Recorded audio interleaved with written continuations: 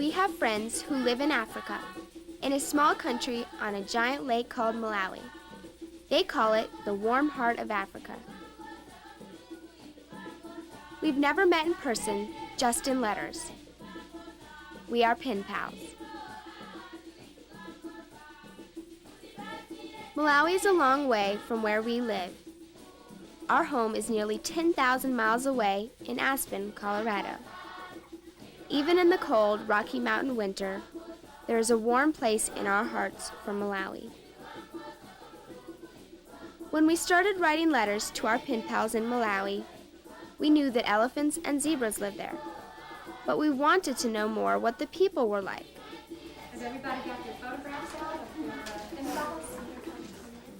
We started an African Studies class, and we meet every week to share our letters and learn more about Malawi. My heart was filled with joy and happiness when I received your letter. I would love to be your forever friend. Since Malawi is in Central Africa, and you said you lived on an island, does that mean you live on Lake Malawi? Dear Pennypo, how are you? I'm very well. My name is Queen Yisa. I would like you to send me your picture. I wish you all the best in your living and education. Your loving friend, Patricia Yisa. Sweet. Can I see that picture? Sure. It's my pen pal. She's really pretty. Yeah. This is Patricia Yisa, Kelly's pen pal. Life is very different there, but we have things in common. Through letters and pictures, we share our lives. When we mail a letter, we think about how far that letter has to go, across the Atlantic Ocean and below the equator to get to our pen pals in Malawi. There are 53 different countries in Africa. Malawi is one of the smallest. Malawi's neighbors are Mozambique, Zambia, and Tanzania. Lilongwe is the capital city, but most Malawians live in small villages. Our pen pals live in a village on Lake Malawi.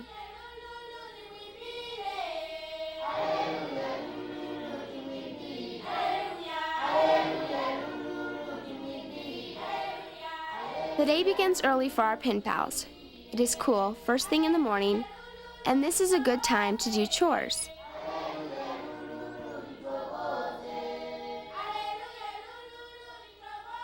Dear Jessica, how are you? Before I go to school, I clean our home. I sweep around at home, and after that, I go to bed.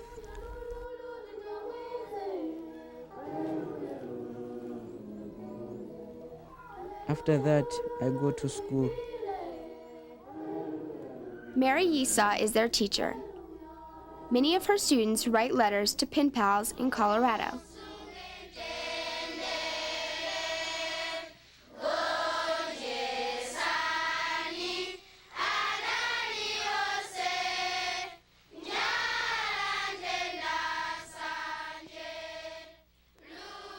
Dear Pennypo, here in Malawi, we learn 9 subjects in class: English, Chichewa, Geography, History, Health Education, Arithmetic, Science, Civics, and Agriculture. But our language is Chichewa.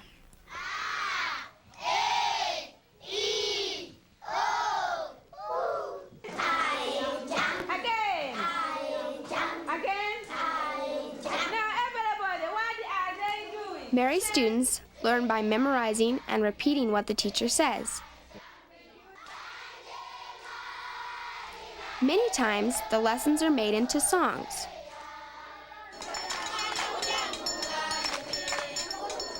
My pen pal's favorite thing to do is sing and dance.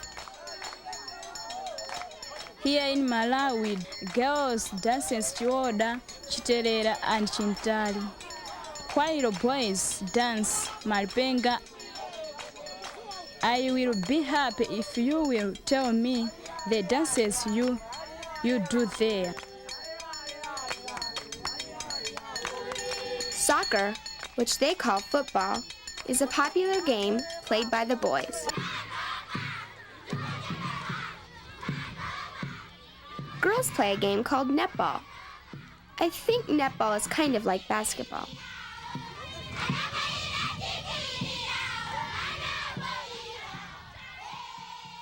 Dear Natalie, at home, like to play. At home, I like to play a game called Fly.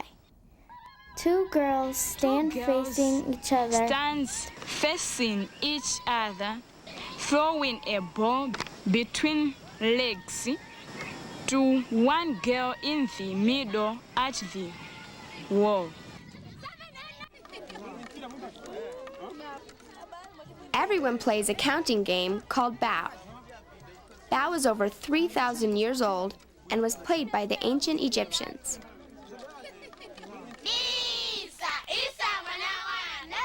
And our pen pals make up all kinds of singing games. One of the things I find fascinating about the children here is their singing. And then in the camp where I live, after supper, the children all gather around and sing together.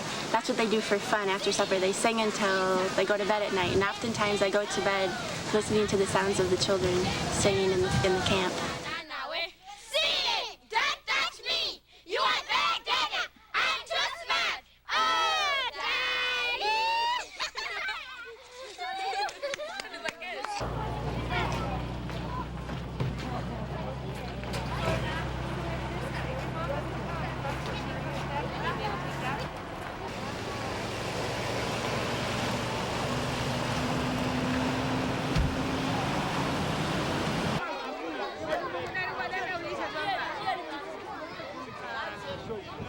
After school, there is more work to be done at home. Dear Penny, this time from August to October, it is too hot. In Malawi, by this time, we prepare our fields. Our pen pals are subsistence farmers. Their lives depend on the food they grow themselves. We plant maize, cassava, groundnuts, beans, pepper, and rice.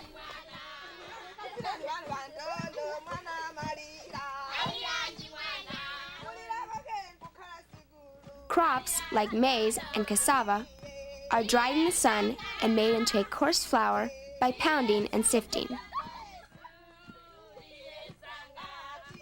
The flour is boiled with water to make a thick porridge called ensima. Ensima is eaten with most every meal.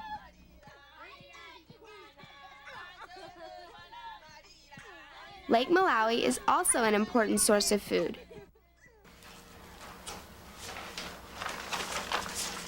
Who else has a letter they'd like to share with us? I do. Christy?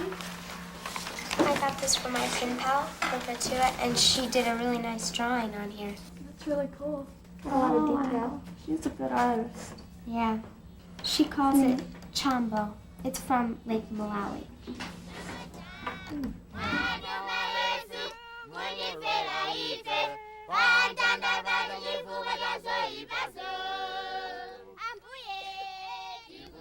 Lake Malawi is one of the largest lakes in the world.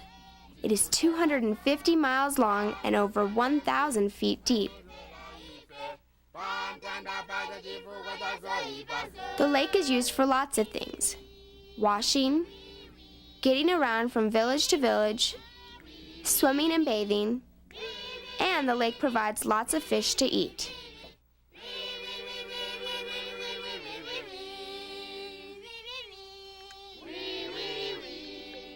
Fishermen put out a long line with many hooks and weight it with a rock. The line will be left out overnight to catch fish. Most fishermen paddle dugout canoes made from a single log.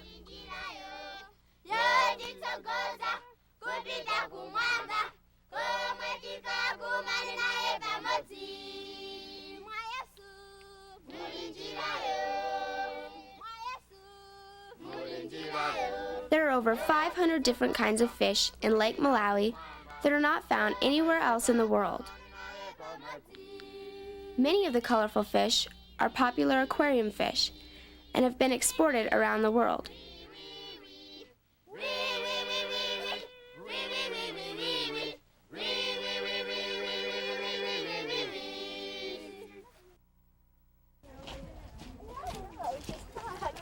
Our class went to the Aspen Center for Environmental Studies, which is our local nature center, to learn more about fish and lakes and birds.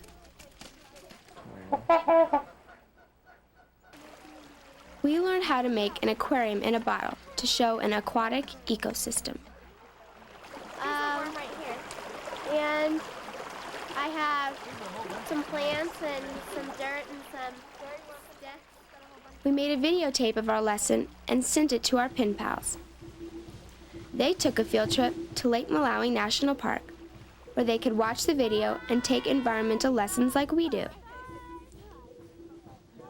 This was a very special trip for our pen pals. It took them 4 hours to be brought from their village to Lake Malawi National Park. They had never been to a national park before.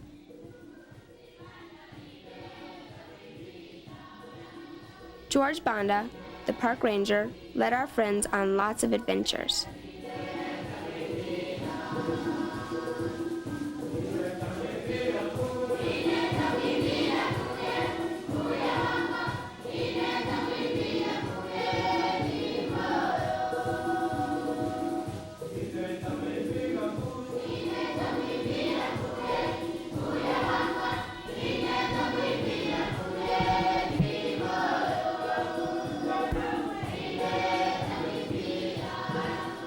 They talked about the relationship between people living on the lake shore and fish in the lake, and how to keep the lake and the fish healthy.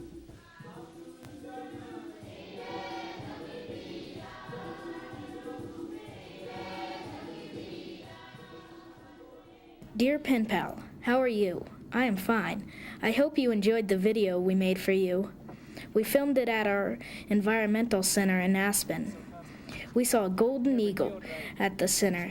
She has a broken wing and cannot fly. Do you have any eagles in Malawi? Hello, Epenpo. How are you? I'm very well. Here in Malawi, we have fish eagles on the lake. We went with the park officer and saw eagles catching fish.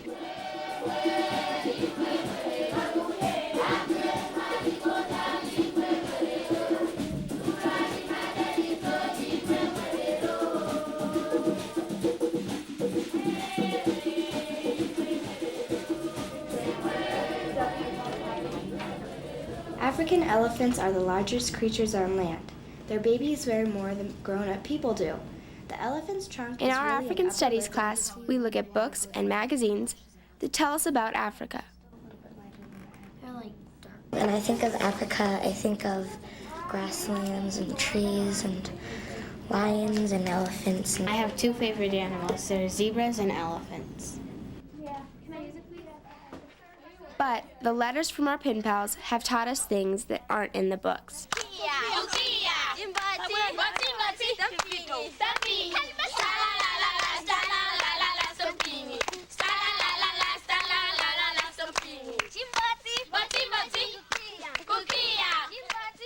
I was surprised to learn from my pen pal that she had never seen an elephant before, or any of the African animals like leopards or zebras. But I learned that these animals live mostly in the parks, and you have to go there to see them. Few Malawians get to go to the parks because they don't have transportation. So, the Malawian Park Service, under Director Matthew Matemba, is providing trucks and guides to bring more children in to see the wildlife. In fact, the majority of the school parties that come into this park have never been into a national park before. They come into a national park, they see elephants, they see lions for their first time. This has always been overwhelming to school parties coming into this area.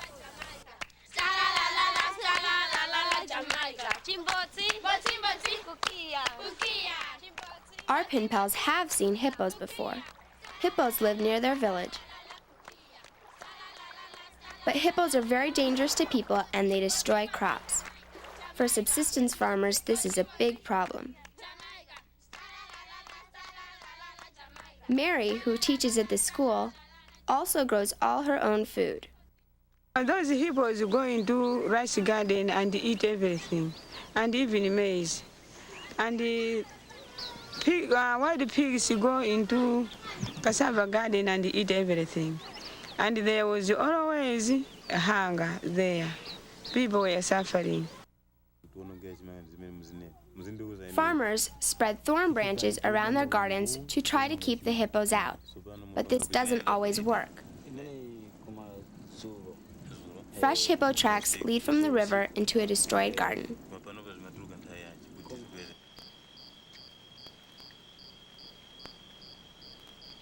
A park ranger may be sent to protect crops and people. If he cannot chase the hippo away, he may have to kill it.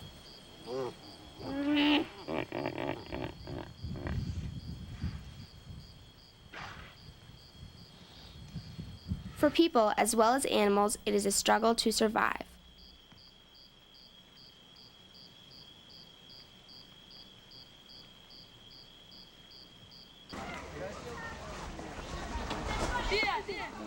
Some Malawians only see animals in zoos. The Lilongwe Nature Sanctuary is a place where people in the capital city can go to see the wildlife.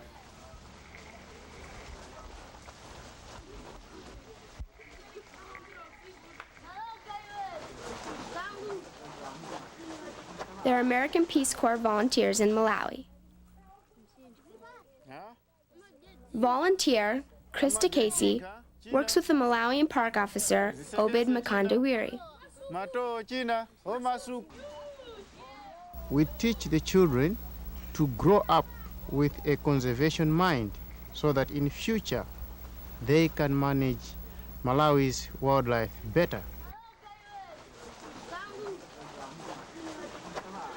The amount of interest is growing every time students come here. They go back to their school, they talk to the rest of their friends, what they saw in the park. As a result of that, we have got even more wildlife clubs now in both schools as well as in the villages. Another Peace Corps volunteer, Joe Kimmer, works with George Banda at Lake Malawi National Park.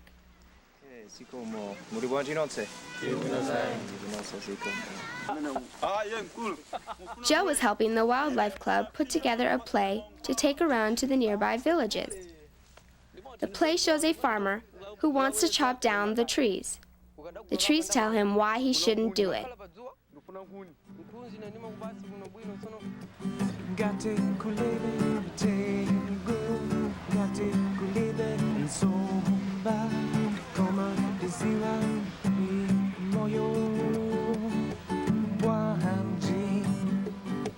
It says Tonse, all of us, Pamozi, get together, Tieni, let's go. So it's basically saying, people, let's get together, conserve the trees, conserve fish. Then it goes, if there are no fish, if there are no trees, how will we exist? How will we exist?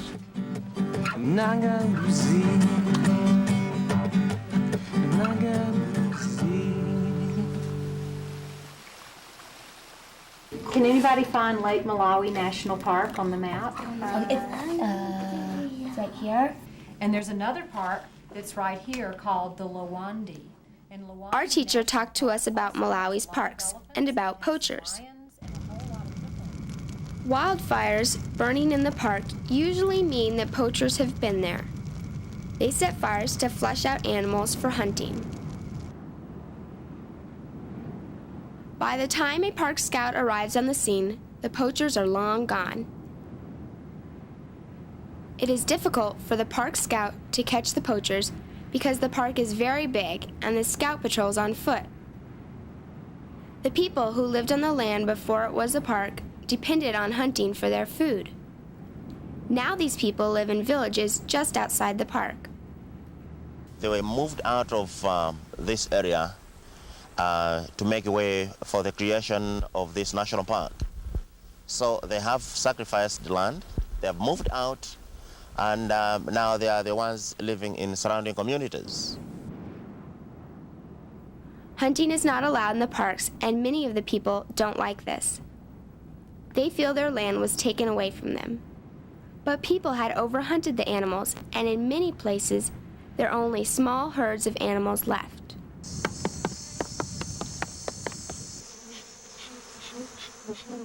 The Park Service has found a different way for the villagers to benefit from the park land. Beekeeping has been introduced into the wildlife clubs. With the help of park rangers, wildlife clubs are allowed to keep beehives inside the park. They harvest the honey and sell it. Malawians love honey. What we are looking at is to integrate conservation with people. Beekeeping is one of the most environmentally friendly activities that we should actually be able to allow people to come and start beekeeping in here. In so doing, we are actually retaining the value of conservation to the people. The people will be able to appreciate why their land has been sacrificed. At certain times, local people can come into the parks to collect other items, like thatch grass for making their roofs, mushrooms, and something else that Malawians like to eat, caterpillars. I know to an average American, the use of caterpillars would be yucky. Well, what are you talking about? But the use of caterpillars by Malawians, by local people, by an average Malawian, is like the use of how the Americans enjoy Big Mac, how the Americans enjoy Kentucky Fried Chicken, and the caterpillars are our Kentucky Fried Chicken.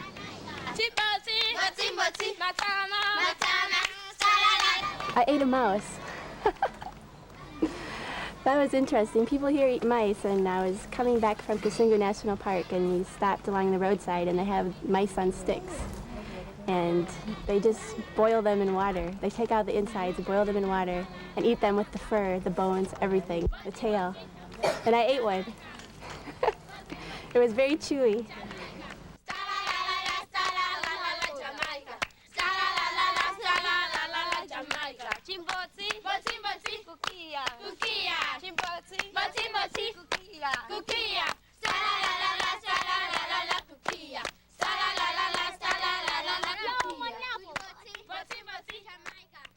Our lives are very different, but we have things in common.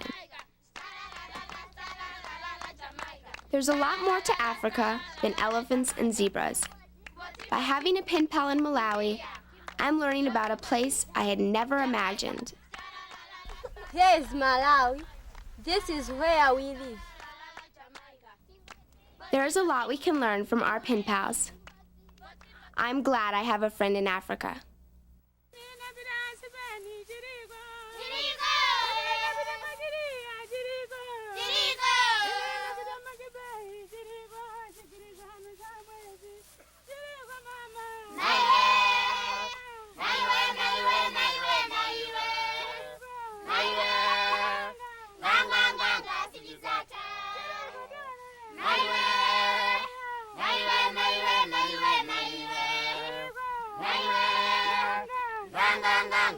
That